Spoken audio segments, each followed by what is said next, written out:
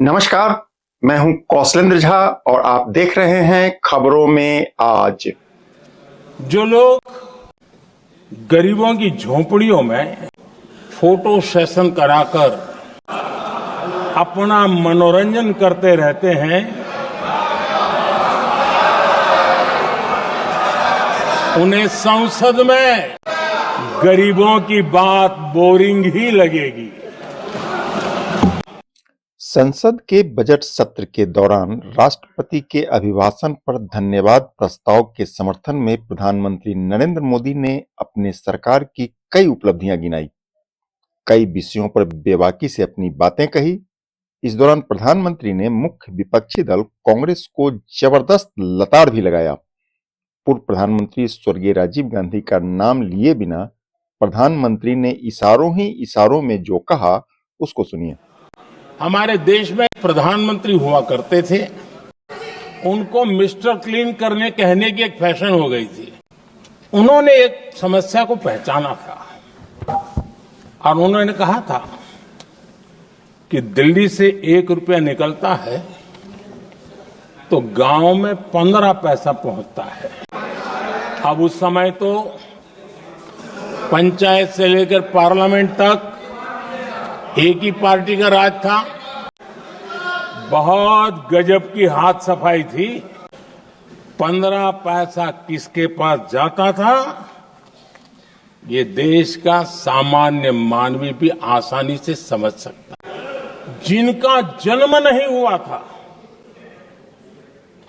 जो भारत की इस धरती पर अवतरित नहीं हुए थे, ऐसे 10 करोड़ फर्जी लोग सरकारी खजाने से अलग अलग योजनाओं का फायदा ले रहे थे। प्रधानमंत्री ने कहा कि जब हमारी बारी आई तो हमने 40 लाख करोड़ रुपया सीधा आम आदमी के खाते में ट्रांसफर कर दिया। हमें अवसर दिया, हमने 40 लाख करोड़ रुपया सीधा जनता जनार्दन के खाते में जमा किया। प्रधानमंत्री ने अपने भाषण के दौरान एक कार्टून का जिक्र किया। अब इस कार्टून के माध्यम से प्रधानमंत्री ने जो इशारा किया है वह आप खुद ही सुन लीजिए। एक प्रधानमंत्री आए दिन 21वीं सदी बोला करते थे। एक प्रकार से रट गया था, तकिया कलाम जैसा हो गया था। टाइम्स ऑफ इंडिया में आर.के. लक्ष्मण ने एक बड़ा शानदार कार्टून बनाया था। वो कार्टून बड़ा इंटरेस्टिंग था। उस कार्टून में एक हवाई जहाज है, एक पायलट है। अब उन्होंने पायलट क्यों पसंद किया वो तो मुझे मालूम नहीं।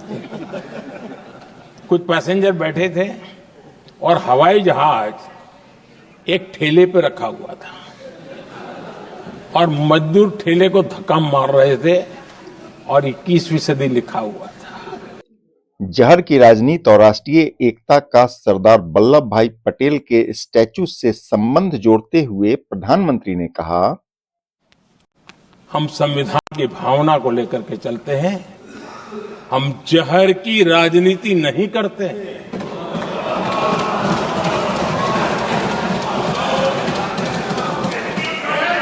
हम देश की एकता को सर्वोपरि रखते हैं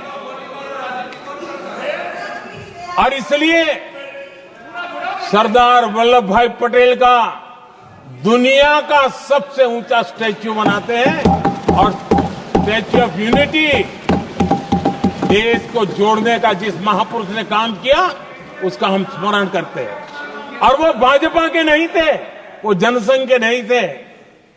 हम संविधान को जीते हैं, इसलिए इस सोच से आगे बढ़ते हैं। कौन बोल रहा है अर्बन नक्सल की भाषा? देश की एकता और अखंडता को किससे खतरा है?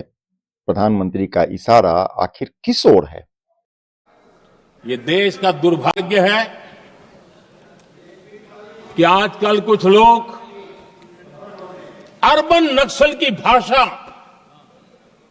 खुलेआम बोल रहे हैं।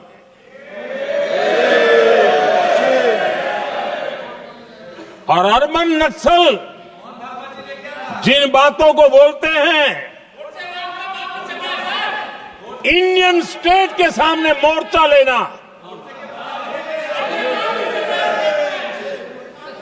ये अर्बन नक्सल की भाषा बोलने वाले, इंडियन स्टेट के खिलाफ लड़ाई की घोषणा करने वाले न संविधान को समझ सकते हैं, न देश की एकता को समझ सकते हैं। सवाल उठता है कि मुस्लिम महिलाओं को समानता का अधिकार किसने दिया?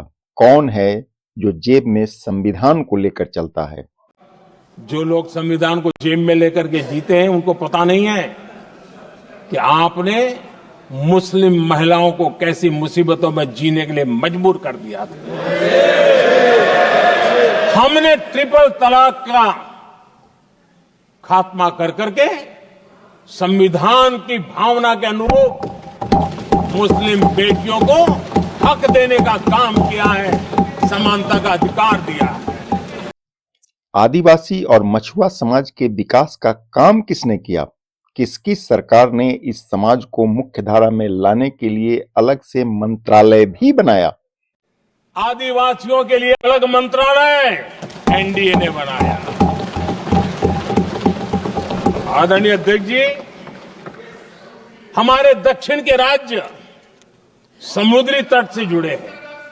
हमारे पूर्व के कई राज्य समुद्री तट से जुड़े हैं। वहां के समाज में फिशरीज का काम और फिशरमैन की संख्या बहुत बड़ी तादाद में है। उनका भी ख्याल रखना चाहिए और जमीन के भीतर के छोटे पानी के जो इलाके रहते हैं, वहां भी फिशरमैन के रूप में काम करने वाले समाज के आखिरी तबके के लोग हैं। ये हमारी सरकार है जिन्हें फिशरीज के लिए अलग मंत्रालय बनाया।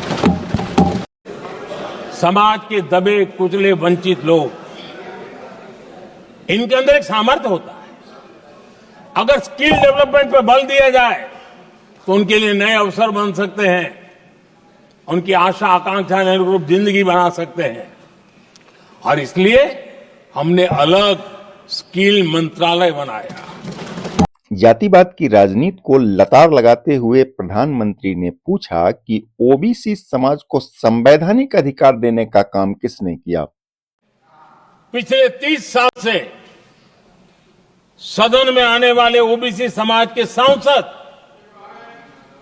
दलों के भेदभाव से ऊपर उठ करके, एक होकर के 30-35 साल से मांग कर रहे थे कि ओबीसी कमीशन को संवैधानिक दर्जा दिया जाए। जिन लोगों को आज जातिवाद में मलाई दिखती है, उनको उस समय ओबीसी समाज की याद नहीं आई। ये हम हैं जिन्होंने ओबीसी समाज को संवैधानिक दर्जा दिया। प्रधानमंत्री ने भारत के संसद में खड़ा होकर कुछ सवाल पूछे हैं। सवाल किससे पूछा गया है और इन सवालों के क्या मायने हैं, आप खुद तय करिए और बात समझ में आ जाए तो कमेंट करके मुझे भी बताइए। कोई मुझे बताए, क्या एक ही समय में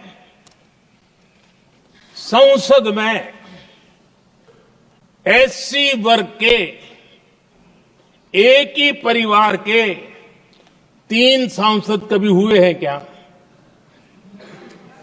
एससी वर्ग के एक ही परिवार के 3 सांसद कभी भी हुए क्या? मैं दूसरा सवाल पूछता हूं, कोई मुझे बताए कि एक ही कालखंड में, एक ही समय में संसद में एसटी वर्ग के एक ही परिवार के 3 एमपी हुए हैं क्या? कुछ लोगों की वाणी और व्यवहार में कितना फर्क होता है, मेरे एक सवाल के जवाब में मिलता है।